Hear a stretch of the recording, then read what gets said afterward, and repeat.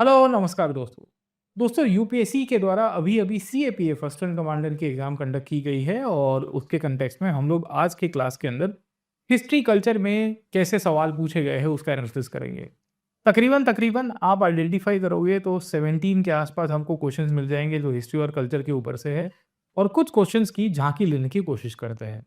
आपको जैसे यूपीएससी के द्वारा इस बार पूछा गया सीएपीएफ के एग्जाम के अंदर कि who among the following was appointed as the constituent assembly और by the constituent assembly of India as the head of the sub committee for north east frontier area. अरे भाई, बहुत खतरनाक सवाल है। हम तो सब कमिटी में देखते हैं कि भाई स्टेट्स के लिए किसको अपॉइंट किया गया था या माइनॉरिटी राइट्स के लिए किसको अपॉइंट किया गया था। यहाँ पे ये पूछ दिया गया।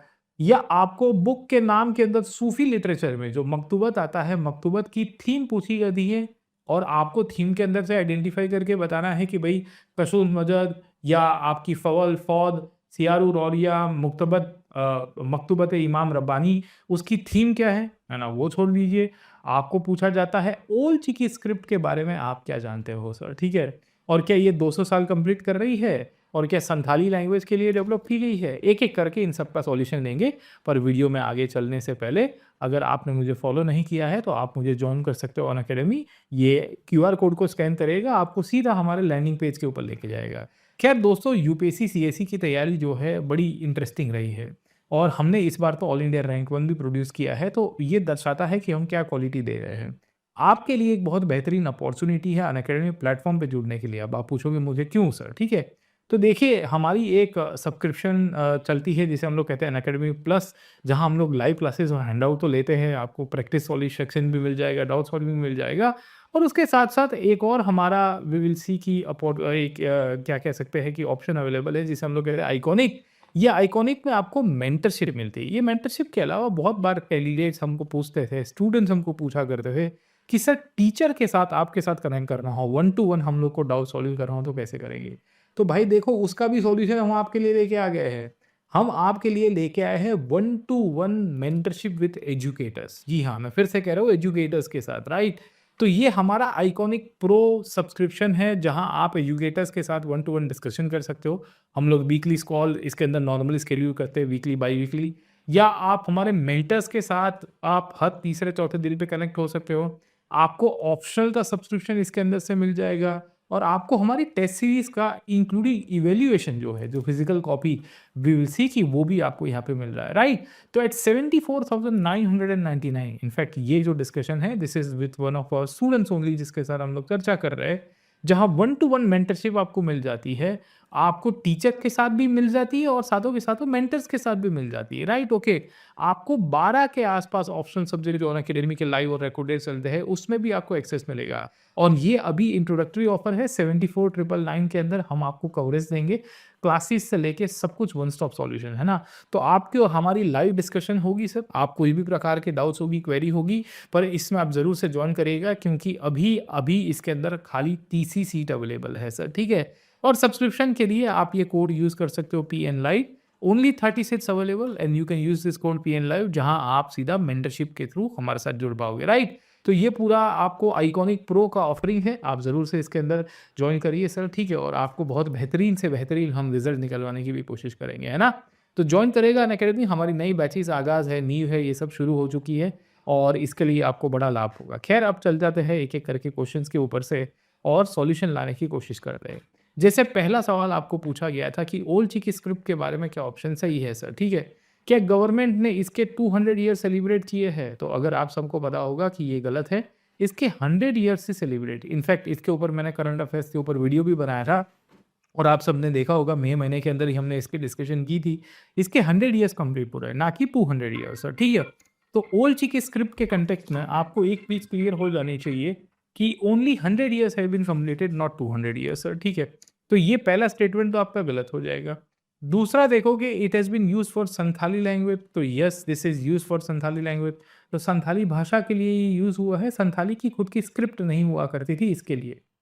तो बिकॉज़ संथाली की खुद की भाषा नहीं थी या वो खुद की लिपि नहीं हुआ करती थी, इसके लिए वो दूसरी लिपि का उपयोग करते थे सर, ठीक है? बट अब वी विल सी कि ओल्ड चिकी स्क्रिप्ट का डेवलपमेंट हो चुका है। नेक्स्ट टाइम आपको पूछेगा कि कौन थे? तो एक स्कॉलर है जिन्होंने संथाली भाषा का वी विल सी कि एक तरह से जो स्क्रिप्ट है वो डेवलप किया है। उनका नाम है पंडित, है ना, मैं लिख देता हूँ, पंडित रघुनाथ मुर्मू सर, ठीक है। तो पंडित रघुनाथ मुर्मू जी तो थे, उनके द्वारा वी विल सी कि ये स्क्रिप्ट का डिस्कवरी, मतलब इन्होंने इसको इनोवेट किया था और उसकी मदद से ये संथाली लैंग्वेज, इसको हमारे राष्ट्रपति महोदय जो है, मैडम प्रेसिडेंट जो है, उनके द्वारा भी इसको प्रमोट किया गया है, राइट। खैर नेक्स्ट टॉपिक के ऊपर चले जाते हैं। नेक्स्ट क्वेश्चन आपके लिए क्या है सर? ठीक है, next question I guess one of the easiest question of the day around, कि इनमें से आपको पूछा गया है भारतीय इतिहास में सबसे पहले कौन सी घटना बनती है, अर्लीएस्ट सर, ठीक है। तो देखिए दांडी का मार्च कब बना, 1930 में, है ना, 6 अप्रैल के दिन गाड़ी जाता है, या 12 मार्च के दिन। चौरी चौरा की घटना वी विल सी की around 4 and 5 February 1922। Partition of Bengal 1905 में, और चंपारण सत्याग्रह 1917 के अंदर। तो राइट आंसर क्या होगा? 1905 आपका पार्टीशन ऑफ बंगाल है।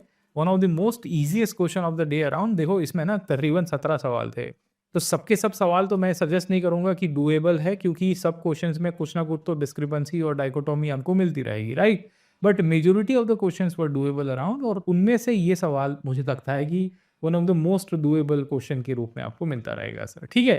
तो राइट आंसर इसका सी होगा। ज़्यादा चर्चा करने की मुझे नहीं लगता है कि आवश्यकता भी होगी आपको, क्योंकि ऑलरेडी आपने इसके ऊपर, है ना, विचार किया हुआ है और आपको पता भी होगा। खैर ये सवाल बड़ा इंटरेस्टिंग है। अब ये वाला सवाल देखिए सर, ठीक है ना।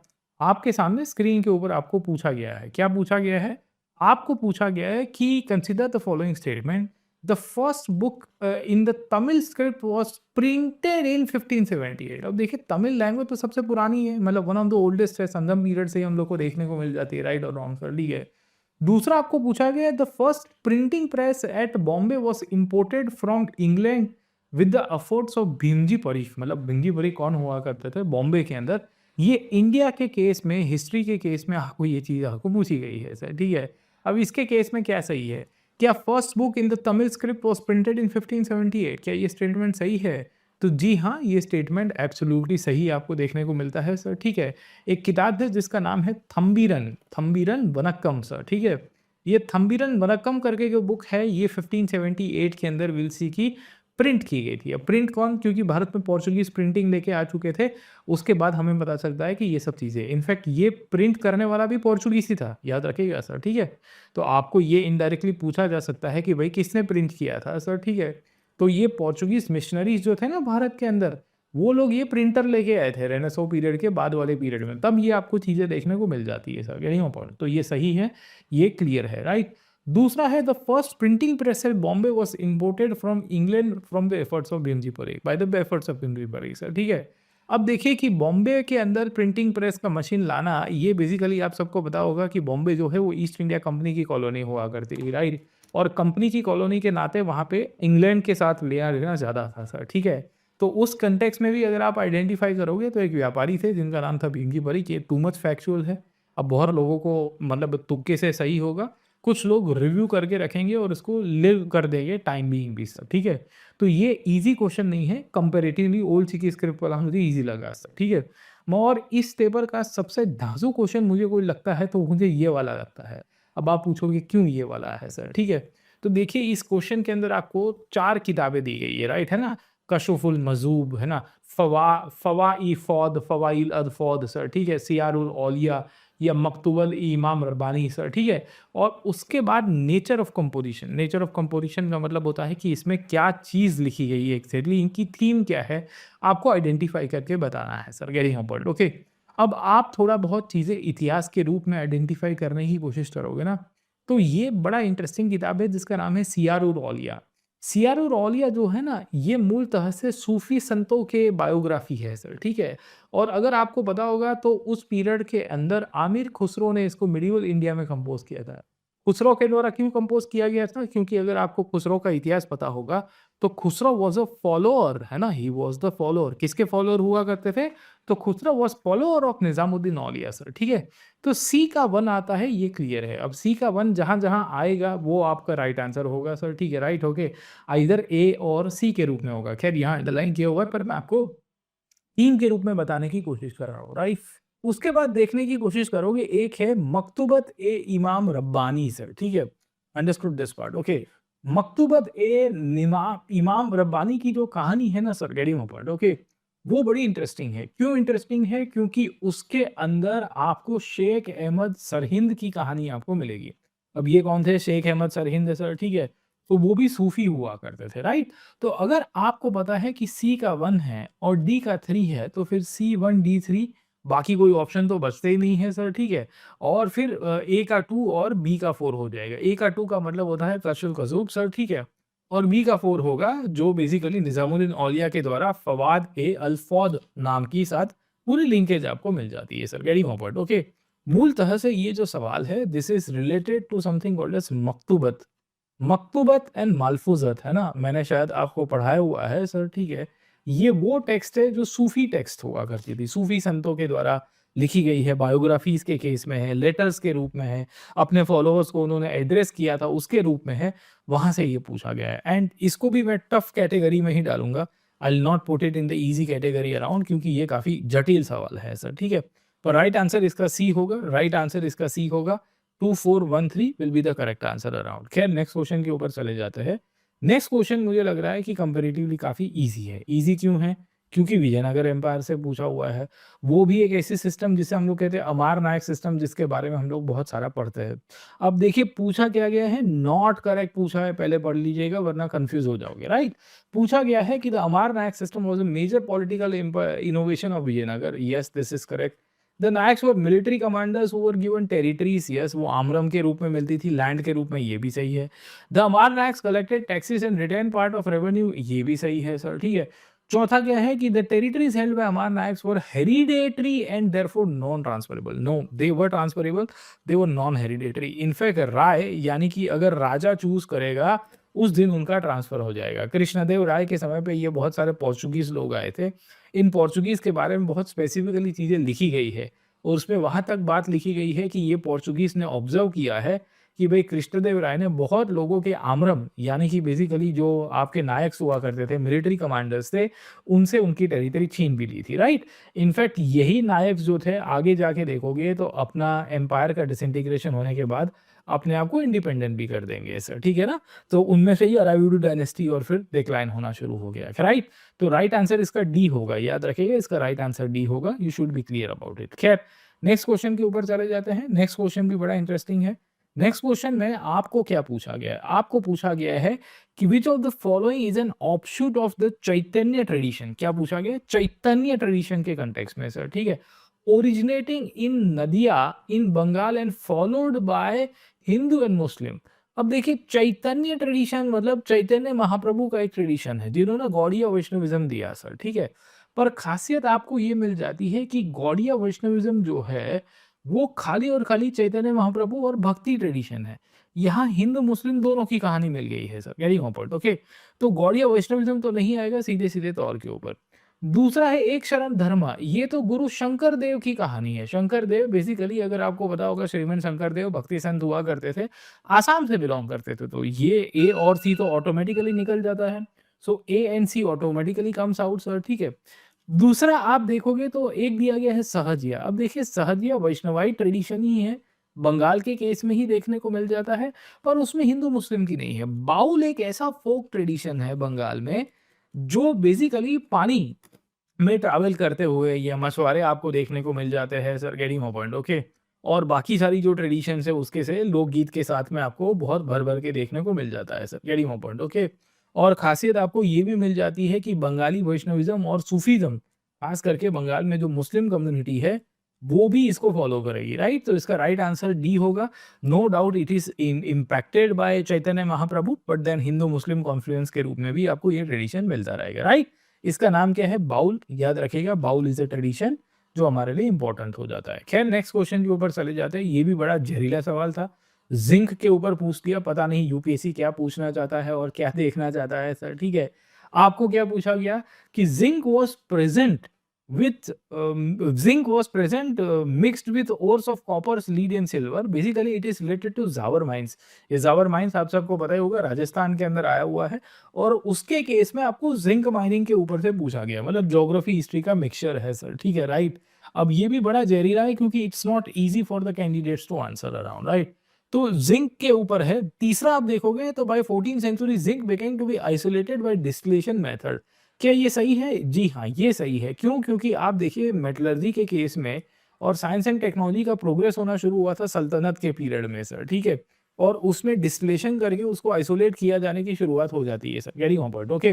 तो होता क्या है कि 14th और 16th सेंचुरी के ट्रांजिशन में, somewhere in the transition to 14th and the 16th centuries around, we do come to know about zinc जो है, ये उसके केस में मिलेगा, राइट। तीसरा ऑप्शन देखने की कोशिश करें कि Abu Fazl describe zinc as a newly discovered metal unknown to ancients. In fact ये भी सही है sir, getting on point, okay. क्यों? क्योंकि देखिए मिडिवल इंडिया के बाद में ही जिंक की ज़्यादा उपयोग होने की शुरुआत हो गई है सर, ठीक है। And in the ancient period around, जब हम लोग प्राचीन पीरियड के केस में देखने की कोशिश करोगे, तो उस पीरियड में उतना यूज़ नहीं हो रहा था। अबू फजल ने अपनी किताब है आईन अकबरी सर, ठीक है, उसके अंदर अकबरनामा के केस में उसको मेंशन भी किया है sir, getting on point, okay. तो कहानी आपको ये मिल जाती है कि ये मतलब बहुत जटिल सवाल है, बहुत ही कठिन है सर, ठीक है। क्योंकि इसमें ज़ावर माइंस के ऊपर भी आपको मतलब ज्योग्राफी का भी थोड़ी अंडरस्टैंडिंग होना चाहिए। फिर 14th सेंचुरी में डिस्टिलेशन होना शुरू हो गया था, ये साइंस एंड टेक के केस में आपको थोड़ा पता होना चाहिए, राइट, ओके। और ये फैक्ट के साथ आपको मिलता रहता है, राइट। अब लेट्स सी यूपीएससी इसको कैसे सही मानता है, पर टेम्पररी अपन इसको ऑप्शन नंबर डी के साथ ज़रूर से जोड़ सकते हैं। खैर, नेक्स्ट क्वेश्चन के ऊपर चलते हैं। अब देखिए ये भी जहरीला सवाल है, मतलब टोटल 16-17 सवाल के केस में अगर आप आइडेंटिफाई करोगे, तो मुझे लगता है कि आपको 11-12 सवाल अटेम्प्टेड थे, बाकी तो बहुत कठिन हो जाते हैं, राइट, ओके। क्या पूछा जाता है? विच of the following does not find mention in the works of astronomers of ancient India. मतलब वराहमिहिर हो गए, आर्यभट्ट हो गए हो सर, ठीक है, या भास्कराचार्य हो गए हो, और भी स्कॉलर्स हो गए हो जिन्होंने एस्ट्रोनॉमी के ऊपर काम किया है। इनमें से कौन से प्लैनेट की या कौन से बेसिकली स्टार की मेंशन नहीं है? अब सन यानी कि सूर्य की मेंशन है कि नहीं है? हाँ, उसको ज़रूर से मिल जाती है sir, getting offered, okay. Mercury जिसको बुध के रूप में कहते हैं सर, ठीक है, इसकी भी आपको मेंशन देखने को मिल जाती है। चंद्र की मेंशन मिल जाती है, राइट और रॉन्ग सर, ठीक है।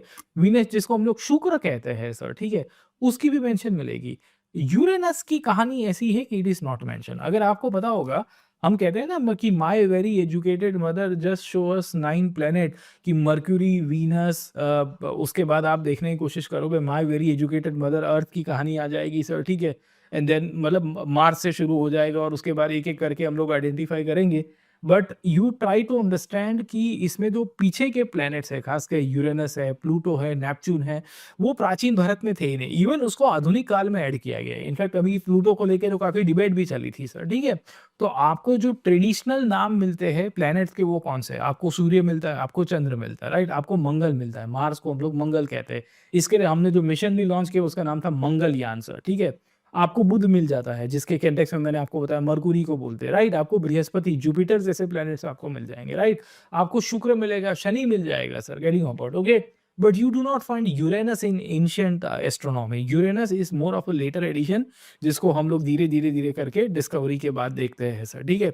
और वो भी 18-19 सेंचुरी में मिलता है। आपको एंशिएंट के इसके अंदर पूछा गया है, कंपैरेटिवली डूएबल था। डूएबल क्यों था? क्योंकि आपको थोड़ी बहुत तो आइडिया होती है कि there are certain planets that are highlighted in Indian archaeological history as well sir, ठीक है? फिर आपको क्या पूछा गया? कोडुमनल के बारे में पूछा गया। क्या पूछा गया? कि कोडुमनल के बारे में करेक्ट क्या है? अब this is one of the most easiest, क्योंकि ये करंट के अंदर था। इनफैक्ट इसको मैंने करंट अफेयर्स में कराया भी हुआ है। तमिलनाडु की बजट के केस में भी ये काफ़ी चर्चा में था, न्यूज़पेपर में भी आया था सर, ठीक है? It's an archaeological site. In fact ये जो संगम एरा की साइट है ना, और तमिलनाडु में अगर आपको पता होगा तो ऑलरेडी डिबेट चल रही है। डिबेट ये चल रही है कि तमिलनाडु में एक सिविलाइज़ेशन है जिसका नाम है वगाई वैली सिविलाइज़ेशन। वो प्रीसीड करती है संगम को सर, संगम के भी पहले के पीरियड से। तो उसके केस में ये किलाड़ी है, कोडुमनल है, ये सब साइट्स का इवोल्यूशन देखने को मिलता रहता है, राइट? ओके। तो it's an archaeological site, it's not the name of a Chera king, neither he is an Alvar saint. Alvar saint में तो अलवर में आप देखोगे तो अंडाल देखने को मिल जाएँगे, नमालवर देखने को मिल जाएगी, ये सब नाम है। ना ही कोई सेलिब्रेटेड डांस फॉर्म है। सो ठीक है, राइट, ओके। तो दिस इज़ ईज़ी अराउंड। खैर नेक्स्ट क्वेश्चन के ऊपर चले जाते हैं। नेक्स्ट क्वेश्चन की कहानी किस तरह से मिल जाती है? कहानी के अंदर है कि which of the following inscription refers to a confederacy of Tamil states, okay ना? जहाँ पे तमिल स्टेट्स की बात की गई है। अब इलाहाबाद में समुद्रगुप्त ने बात किया है, हाँ किया है सर। हरिसेन ने बात की है, पर तमिल स्टेट्स की नहीं की है। वो आंध्र प्रदेश तक के राज्यों की बताते हैं, right? Junagadh inscription of Rudradaman, वो तो खाली सातवाहनों के बारे में पता चलता है, क्योंकि उसने सातवाहनों को डिफीट किया, फिर वहाँ मेटरमल एनालिसिस हुआ। Second major rock edict of Ashoka sir, getting my point, okay. अब देखिए बड़ी इंटरेस्टिंग कहानी मिल जाती है। 2 नंबर का और 13 नंबर का जो रॉक एडिक्ट है, उसमें अशोक ने कुछ-कुछ राज्यों के बारे में मेंशन किया है। Understood this part. बट इसमें आपको एक चीज़ ज़रूर से याद रखनी है कि इसके केस के अंदर सर, ठीक है ना? जो कॉन्फेडरेसी है चोला, चेरा और पांड्या की एक्सप्लिसिट नहीं है, उसमें और भी स्टेट्स की मेंशन है। यहाँ कॉन्फेडरेसी यानी कि तीनों की बात की गई है। इसको बेसिकली हाथी गुफा इंस्क्रिप्शन में खारवेल ने बताया था। खारवेल ने तो वहाँ तक बताया है कि मैंने इनको डिफीट किया था सर, ठीक है ना? अगर आपको थोड़ा बहुत ना आइडिया होगा तो आपको नक्शे के माध्यम से बता देता हूँ। Let me explain you via map around sir, ठीक है? तो इसमें राजा खारवेल जो उड़ीसा के राजा हुआ करते थे, उन्होंने क्लेम किया है। क्लेम क्या किया है? देखो हाथी गुफा इंस्क्रिप्शन कहाँ पे मिलता है सर, ठीक है? तो हाथी गुफा इंस्क्रिप्शन आपको यहाँ पे देखने को मिल जाता है, राइट और रॉन्ग सर, ठीक है? सो यू गेट हाथी गुफा इंस्क्रिप्शन ओवर हियर। ये हाथी गुफा इंस्क्रिप्शन उड़ीसा के अंदर है, कलिंग के अंदर है। वहाँ पे इन्होंने बताया है कि ये जो चेरा वंश के राजा हुआ करते थे, यहाँ जो थे वो चोला वंश के राजा थे और ये जो पांड्या वंश के राजा थे, इन तीनों की कॉन्फेडरेसी को, कॉन्फेडरेसी का मतलब होता है कि एक संघ है, इनको मैंने डिफीट किया था सर, ठीक है ना? तो ये हाथी गुफा इंस्क्रिप्शन के केस में आएगा। अब इसमें यूपीएससी शायद ये भी ले सकता है ऑप्शन में सर, है ना? कि सेकंड मेजर रॉक एडिक्ट में भी तमिल स्टेट्स का तो मेंशन था, पर कॉन्फेडरेसी के रूप में बेसिकली सीधा-सीधा मेंशन हमको ऐसे नहीं मिलता है। फिर यूपीएससी आपको पता है सर, ठीक है? वो अपना सब्जेक्टिव इंटरप्रिटेशन कैसे करती है। ख़ैर नेक्स्ट क्वेश्चन के ऊपर चले जाते हैं सर, ठीक है? नेक्स्ट क्वेश्चन के केस के अंदर आपको क्या पूछा गया है सर, ठीक है? आपको बताना है कि व्हिच ऑफ द फॉलोइंग वैदिक deities was considered the guardian of compacts and marriages, है ना? शादी एवं मैरिजेस के केस में इनमें से कौन से डीटी को गार्डियन के रूप में कंसीडर किया गया है सर, ठीक है? अब देखिए अग्नि को इंटरमीडिएरी गॉड के रूप में कहते हैं, वरुण को कॉस्मिक गॉड के रूप में कहते हैं, आप सबको पता ही होगा सर, ठीक है? जो रीत चलाने के रूप में आपको मिल जाता है। मरुत की कहानी अगर आप सबको आइडेंटिफाई करोगे तो they are related to thunder and they are related to Indra sir, getting my point? तो अगर आपको गॉड ऑफ फायर है, गॉड ऑफ रीत आप सबको पता होगा कॉस्मिक ऑर्डर के रूप में, मरुत जो इंद्र के साथ ऐसे जुड़े हुए हैं स्टॉर्म के रूप में सर, ठीक है? तो आपके लिए ऑटोमेटिकली बाय एलिमिनेशन ऑप्शन क्या बचता है? बाय ऑप्शन क्लियर कट बचता है कि ही इज आर्यमन सर, ठीक है? और यही आपके राइट आंसर के रूप में मिलेंगे sir, getting my point? Okay. तो कभी-कभी क्या होगा कि अगर आपने 3 ऑप्शन पढ़े हुए हैं, आपको सीधा पता चलेगा कि भई इनका मीनिंग जो है वो अलग है सर, ठीक है? और आर्यमान के केस में आपको एक चीज़ ज़रूर से देखने को मिल जाती है कि मैट्रिमोनियल अलायंसेस हो गए हो, मैरिज हो गए हो सर, ठीक है? उन सब के केस में आर्यमान को ज़रूर से याद किया जाता है sir, getting my point? Okay. तो आपको क्लैरिटी हो जानी चाहिए कि what is the significance of Aryaman is a deity and how he is being worshipped of, है ना? उनको कैसे वर्शिप किया गया, राइट? ओके। तो ये क्लैरिटी हो जानी चाहिए। नेक्स्ट क्वेश्चन के ऊपर चलते हैं। नेक्स्ट क्वेश्चन बड़ा ट्रिकी था। ट्रिकी इसके लिए था क्योंकि आप आइडेंटिफाई करिए कि इसमें गोत्र के बारे में पूछा गया है, पर गोत्र की एक रिप्रेजेंटेशन है। क्वेश्चन पढ़ते फिर आंसर में जाएंगे, राइट? क्या पूछा गया है? आपको पूछा गया है कि in which of the following Vedas does the term gotra reappear for the first time, है ना? Appear not reappear, appear for the first time as representing a clan, मतलब वो एक क्लैन के रूप में है, वो दर्शा रहा है। अब गोत्र शब्द है ना, वो पहली बार ऋग्वेद में एंटर हुआ था सर, ठीक है? राइट, है ना? समझे कि नहीं समझे? सो ऋग्वेद के केस में वो लेटर वैदिक पीरियड में कहीं ना कहीं मेंशन होता हुआ मिलता है in the last of the text around sir, ठीक है? बट एज अ क्लैन के रूप में अथर्ववेद में उसका मेंशन देखने को मिलेगा sir, getting my point? Okay. क्योंकि एक फैमिली लीनिएज के रूप में डेवलपमेंट हुआ। आप सबको पता होगा गोत्र किसके लिए यूज होता था? Gotra was a term which is used for cow pen, है ना? जहाँ काऊ शेड, जहाँ कैटल्स को एक साथ बांधा करते थे जॉइंट फैमिली के अंदर, राइट? फिर उनकी लीनिएज बननी शुरू होगी, उनकी आइडेंटिटी बननी शुरू हो गई sir, getting my point? Okay. तो उनके केस में हम लोग को क्लैरिटी हो जानी चाहिए कि ये अथर्ववेद है सर, ठीक है? उसके अंदर में आपको ये चीज़ मिली हुई है, राइट, है ना? तो ये कंपैरेटिवली आप देखोगे तो थोड़ा कंफ्यूजिंग था, पर आप रिकॉल करोगे तो आपको मिल जाएगा। नेक्स्ट क्वेश्चन में क्या पूछा गया? डिसेंट ऑफ गेंजीस की जो इमेज है वो कहाँ पे? One of the most easiest question. It is in Mahabalipuram या Mamallapuram. It's a UNESCO world heritage site, आप सबको पता ही होगा सर, ठीक है? राइट और wrong sir? Okay. And we will find कि इसकी खासियत ये है कि भाई ये जो है ये मुख्यतः अर्जुन पेनिन्स के रूप में भी कहते हैं। इट इज़ लार्जेस्ट द बास रिलीफ स्कल्पचर, दुनिया का वन ऑफ द लार्जेस्ट बास relief sculpture of the world के रूप में कहते हैं सर, ठीक है? उतनी बड़ी साइज़ के रूप में आपको मिलेगा। डिसेंट ऑफ गेंजीस अजंता की पेंटिंग ये नहीं है। अजंता में तो बेसिकली बुद्ध है, पद्मपाणि की पेंटिंग मिल जाती है। टेम्पल बिल्ड बाय राष्ट्रकूटा भी नहीं है, क्योंकि राष्ट्रकूट ने इलोरा मंदिर बनाया है सर, ठीक है? कैलाश भी नहीं बनाया है। भट्टी के द्वारा रावण वध की काव्य लिखी गई है। रावण वध सर, ठीक है? रावण का वध किया गया था ना सर, ठीक है? उसके ऊपर है, रावण के ऊपर है सर, वेरी इंपॉर्टेंट, ओके।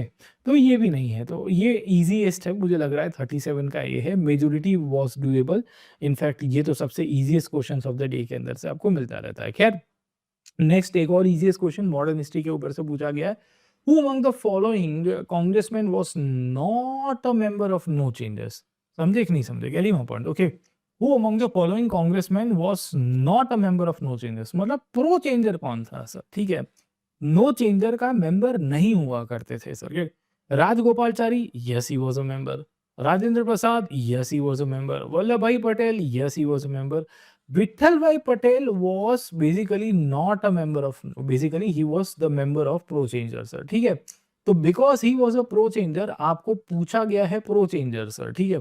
पर इसने क्या है शब्दों की मारामारी कर दी है, not a member of no, अरे भाई पूछना क्या चाहता है सीधा-सीधा पूछ दे। पर यूपीएससी है वो अपनी हेकड़ी नहीं दिखाएगा तो यूपीएससी किस बात का सर, ठीक है, राइट है ना? तो विठल भाई पटेल थे इनफैक्ट 1925 में वो स्वराज पार्टी के साथ जुड़े थे 22 के बाद। और फिर बाद में पहली बार जो सेंट्रल असेंबली थी, उसके स्पीकर के रूप में भी इन्होंने मनोनीत किया गया था। He was the first speaker of Indian origin sir, ठीक है? तो राइट आंसर ये आएगा सर, ठीक है? और नो चेंजर्स में और भी लोग थे, इनफैक्ट नेहरू भी, छोटे नेहरू भी हुआ करते थे, जवाहरलाल नेहरू, सुभाष बोस बेसिकली वो प्रो चेंजर्स की साइड में और फिर उनके बीच में आपकी ये सब चीज़ें चलती रहेगी। खैर, तो आपको क्लियर हो जाना चाहिए। नेक्स्ट क्वेश्चन के ऊपर चलते हैं। नेक्स्ट क्वेश्चन कंपैरेटिवली आप देखोगे तो ईज़ी है सर, ठीक है? ईज़ी क्यों है? क्योंकि इवेंट्स को आपको आइडेंटिफ़ाई करना है। आज़ाद हिंद गवर्नमेंट की स्थापना मोटे-मोटे तौर के ऊपर 42-43 के आसपास, राइट है ना? समझे कि नहीं समझे? तो आप आइडेंटिफ़ाई करोगे तो समवेयर इन 1943 के आसपास की कहानी है। इंडियन लीजन की स्थापना 1941-42 के ट्रांजिशन के अंदर। Understood this part. Beginning of INS trials, INA trials कब शुरू हुए? 1945 में सर, ठीक है? और बॉम्बे नेवल स्ट्राइक की कहानी को आप आइडेंटिफाई करने की कोशिश करोगे तो वो आपको मिल जाती है 1946 के अंदर सर, ठीक है ना? आरआईएन म्यूटिनी के रूप में कहते हैं, रॉयल इंडियन नेवी की म्यूटिनी के रूप में, राइट? तो सबसे पहले इंडियन लीजन किसने किया था? सुभाष बोस के द्वारा बनाया गया था सर, ठीक है? कहाँ पे बनता है? सुभाष बोस के द्वारा जर्मनी के अंदर बनाया जाता है, राइट? तो 2 तो सबसे पहले आएगा sir, very home point, okay. उसके बाद देखिए कि सुभाष बोस कहाँ जाते हैं? सुभाष बोस आज़ाद हिंद सरकार बनाते हैं जापान की मदद से सिंगापुर के अंदर सर, ठीक है? क्योंकि साउथ ईस्ट एशिया तब तक जापानीज़ ने कैप्चर किया था, तो वहाँ पे सिंगापुर पहुँच जाते हैं, राइट? तो 2 के बाद आपका 1 हो जाएगा। फिर आईएनए ट्रायल्स, क्योंकि ये इंडियन नेशनल आर्मी के जो सैनिक थे, वो उन सबको पकड़ा जाता है और कोर्ट मार्शल करने की प्रक्रिया होती है रेड फोर्ट के अंदर। तो इसमें 3 लोग थे, अगर आपको याद होगा नाम, है ना? Captain Prem Kumar Sahgal, Gurbaksh Singh Dhillon and there was one more Shahnawaz Khan. इन तीनों को पकड़ के कोर्ट मार्शल करने की प्रक्रिया चली और ये प्रक्रिया के रूप में वी विल सी अराउंड कि उनके कारण बहुत सारी हालत ख़राब हो गई और फिर बॉम्बे में नेवल स्ट्राइक होते हुए आरआईएन म्यूटिनी हो गई। तो ये 46 की शुरुआत में होती है, राइट है ना? तो 2 1 3 और 4 sir, 2 1 3 4 is the right answer, है ना? ये नज़दीक-नज़दीक के इवेंट्स के, क्योंकि सबके सब सुभाष बोस और आईएनए के साथ जुड़े हुए टॉपिक्स है सर, ठीक है? और बॉम्बे नेवल स्ट्राइक के बाद जो आरआईएन म्यूटिनी हुई, उसको तो कहते हैं final nail in the coffin of British empire. British साम्राज्य के ताबूत में आखिर के किले के समान आपको मिल जाती है। और ये क्वेश्चन को खत्म करते ही हम हमारा डिस्कशन को भी खत्म करेंगे और बड़ा इंपॉर्टेंट क्वेश्चन है। क्वेश्चन क्या है? आपको पूछा गया है, who among the following was appointed by the constituent assembly of India as the head of the sub committee for north east frontier area sir, ठीक है ना? Excluded area sir, getting my point, okay. अब देखिए नेफा, यानी कि आप सबको पता नहीं होगा, बट जो आज का अरुणाचल प्रदेश जो है ना, आसाम से लेके अरुणाचल प्रदेश वाला, उसको नेफा कहते थे sir, getting my point, okay. और उसके लिए कमिटी बनती थी कि उसकी गवर्नेंस कैसे करें, क्योंकि ब्रिटिश काल में अलग थी, अब भारत आज़ाद हो गया तो कैसे करेंगे। तो आसाम के एक नेशनलिस्ट लीडर थे जिनका नाम था गोपीनाथ बोरडोलोई सर, ठीक है ना? गोपीनाथ बोरडोलोई की अध्यक्षता में ये कमेटी बनती है, जिन्होंने बाद में रिकमेंडेशन दिया कि कुछ एरिया को एक्सक्लूड रखा जाए और वहाँ से ही आप आइडेंटिफ़ाई करोगे तो ये जो 6 शेड्यूल के जो एरियाज़ हैं ना, वो आपको उभरते हुए मिल जाएँगे सर, ठीक है? तो छठी अनुसूची भारतीय संविधान में बेसिकली कुछ एरियाज़ के अंदर लागू की गई, वो इनकी रिकमेंडेशन के अंदर से मिल जाएगी, राइट? तो ये बड़ा डाइसी है, बहुत ट्रिकी है और बहुत ही टू मच फैक्चुअल है। पर मोटे-मोटे तौर के ऊपर अगर आप 17 सवाल को भी देख लोगे, है ना? तो 17 में से अगर आपने 11 के आसपास क्वेश्चंस किए हैं तो the paper is doable around 5-6 सवाल ऐसे थे जो ट्रिकी थे, नहीं आएँगे। ख़ैर इसकी आपको पीडीएफ कॉपी डाउनलोड करनी है तो आप अनअकैडमी.com/कंटेंट यूपीएससी सीएपीएफ में जाके डाउनलोड कर सकते हो। ये पूरी डिटेल डिस्कशंस आपको मिल जाएगी। बाकी अगर आप यूपीएससी का सब्सक्रिप्शन लेने का प्लान कर रहे हो और मेरे से वन ऑन वन का मतलब होता है मेंटर्स के साथ और टीचर्स के साथ कनेक्ट करना चाहते हो तो जॉइन करिए सर, ठीक है? इस तरह की वीडियो कॉल के अंदर आपके साथ जुड़ूँगा सर, ठीक है? आपके साथ आपके जो वो है ना हैंड होल्ड करके सर, हाथ पकड़ के सर, है ना? हाथ ना छोड़ेंगे, साथ ना छोड़ेंगे। आपकी जब तक है ना तैयारी चलती रहेगी, हम आपके साथ रहेंगे। उस हिसाब से हम लोग आपको कवरेज दे रहे हैं सर, ठीक है? तो क्लासेस तो मिलेंगे ही, याद रखिएगा। क्लासेस के साथ-साथ आपको टेस्ट सीरीज़ के साथ-साथ डेडिकेटेड मेंटरशिप मिलेगी फ्रॉम द मेंटर्स और आल्सो फ्रॉम द टीचर्स, है ना? आप हमारे साथ सीधा कनेक्ट हो पाएँगे। देखिए बहुत बार ऐसा होता है कि भई हम स्टूडेंट्स के साथ कनेक्ट करना चाहते हैं तो भी नहीं हो पाते। बट ये बहुत ही बेहतरीन अपॉर्च्युनिटी है। खाली 30 सीट्स अवेलेबल है। Only 30 seats are available sir, ठीक है? तो you can use this code PN live, ये कोड को यूज़ करिए। ये आपको मैक्सिमम डिस्काउंट भी देगी और अभी ये जो है 74,999 के अंदर अवेलेबल है। इसकी प्राइसेज़ बाद में बढ़ जाएगी सर, ठीक है? तो जॉइन करिए। इसमें ऑप्शनल भी है यूआरटीएस, एमआरटीएस हमारी प्रीलिम्स मेंस की टेस्ट सीरीज़ आपको इवैल्यूएशन के साथ फिजिकल कॉपी के रूप में मटेरियल भेजा जाएगा। साथों के साथों आप हमारे मेंटर्स के साथ कनेक्ट हो सकते हो अनलिमिटेड टाइम। अनलिमिटेड का मतलब होता है कि हमारी एक डेडिकेटेड मेंटर्स की टीम है और साथों के साथों आप मेरे साथ भी कनेक्ट होंगे सर, ठीक है?